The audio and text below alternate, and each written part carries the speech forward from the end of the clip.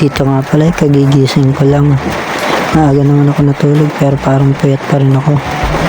Pagkagising ko dali-dali na rin ako umalis ng bahay para bumili ng meatloaf at saka egg. At ito nga pala, papunta na nga rin pala ako sa tindahan. At dito nga pala, nagpe-prepare na ako ng aking kakainin. Tinda ako na nga pala ang meatloaf at saka egg. Pagko-combinin ko nga pala ito. At nabuksan ko na nga pala yung palan. Hindi ko na rin ipakita sa video. At ito nga pala, niluluto ko na nga pala yung egg na may meatloaf na may egg.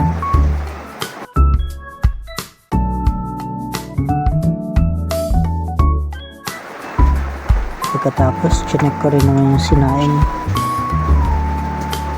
Mukhang okay na rin.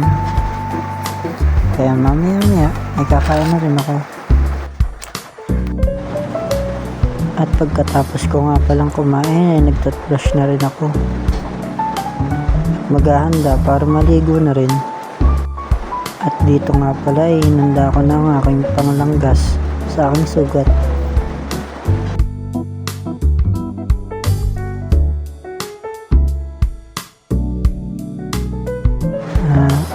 At ito na nga lang pala muna.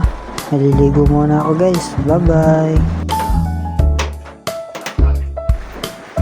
At dito nga pala guys, tapos na maligo tsaka maglanggas ng sugat ko.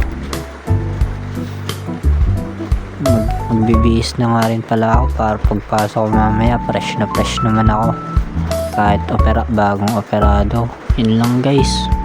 Salamat sa panonood. Bukas ulit.